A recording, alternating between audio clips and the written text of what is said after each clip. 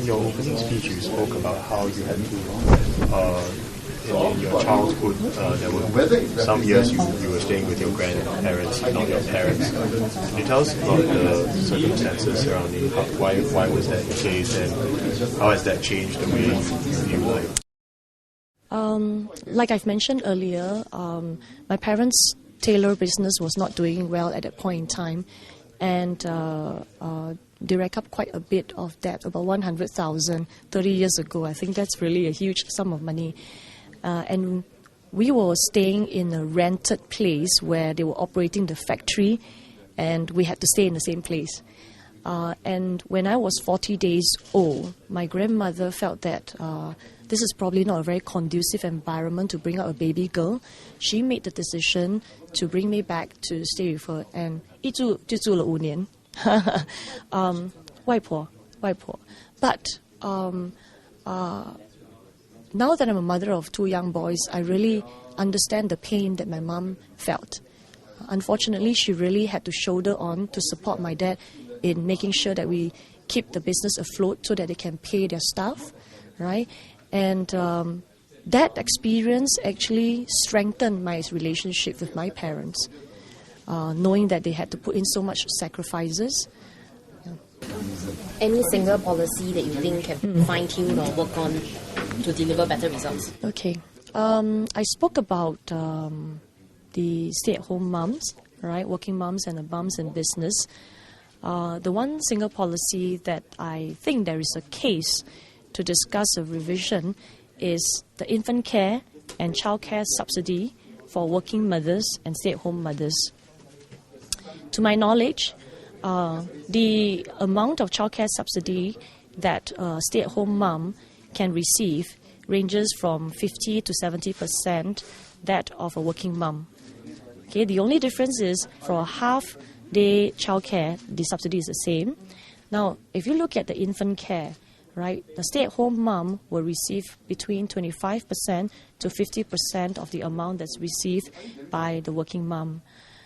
And I think in today's context, there may be a case to review the discrepancy, right, for the subsidy for 2 reasons. Number one, I cited earlier, 99% of the kids are in preschool.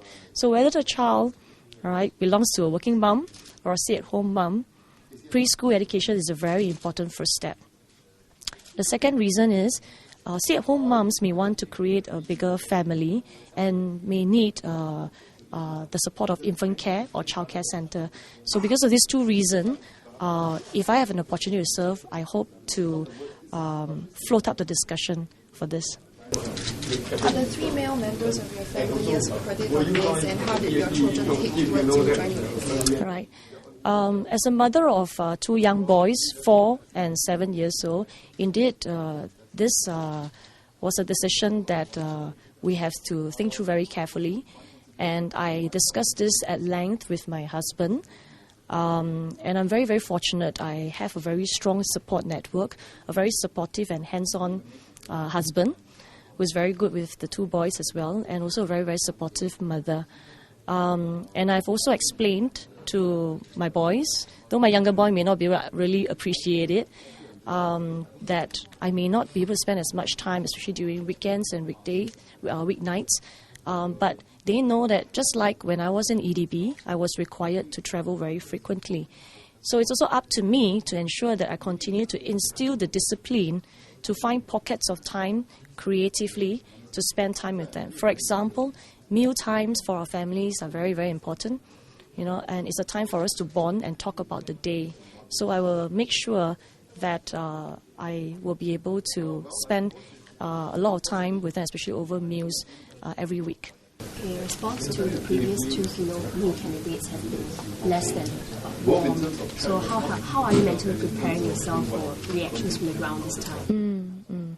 I think when we make the decision to step forward and serve, the key task at hand, especially now, is really to connect with the ground, work very closely with the grassroots leaders who have been doing that for a long time, right, and understand the constituents as fast as possible, right? What are their needs, the aspirations, as well as any issues that they are facing. That will be the key task at hand. And I think more importantly, once you're genuine and sincere about service, right, actions will speak louder than words. You've been doing constituency work for about a week now? For a couple of months. Yeah, for a couple of months. One thing that has struck you most so far? Right. I've joined in quite a number of MPS sessions, and I was deeply impressed by the dedication and passion of the grassroots leaders, right, and their sense of initiative. I have seen how they have interacted with constituents from all walks of life, dealing with different issues, helping them to solve problems. And in one instance, it was very heartwarming. It was a single mom who came in, right, who have recently gone through a divorce proceedings, and she has 5 kids, and husband and wife are sharing the custody of the 5 kids.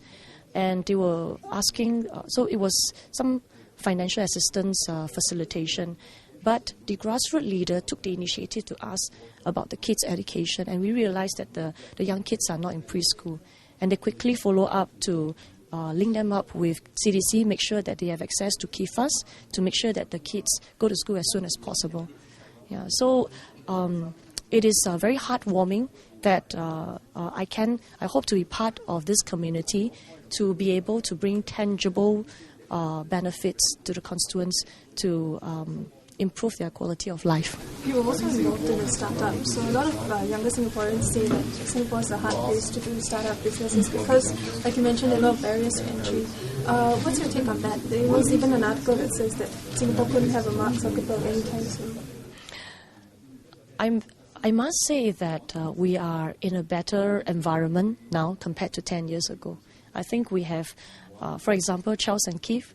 Part of Charles & Keith was actually bought by LVMH, right? And this is down to the fact that relevant agencies, business associations, and chambers have come together to plug some of the gaps. Whether is it helping the businesses and startup gain access to funding from venture capital industry or business angels, right, as well as access to markets. I think we all know Singapore's domestic market is not as big as China. So for many of the young entrepreneurs who are thinking of starting a company, generally they'll be looking at the regional or the global market. And once they can have their business model in place, making sure that they have access to funds or talent, actually, I think we are in a much more robust and pro-startup environment now compared to 10 years ago. But are there still areas that can be improved for these startups? We can always, Can you name 1 or 2 areas? I think most of the ingredients are in place. My personal opinion is if we can have more and more positive role models of people who have done it, conquered the world, right, and debunk some of this myth, it will be a very, very positive signal to a lot of the budding entrepreneurs and also SMEs. Yeah, and I think this is because today Singapore is also in a very favorable position in the sense that we are in the heart of Asia, right? With the developments in US and Europe, actually a lot of the attention by the bigger companies are really in Asia. That's where the growth will be. And like I say, we are quite fortunate that we are in the heart of Asia, a growing market in the next few decades.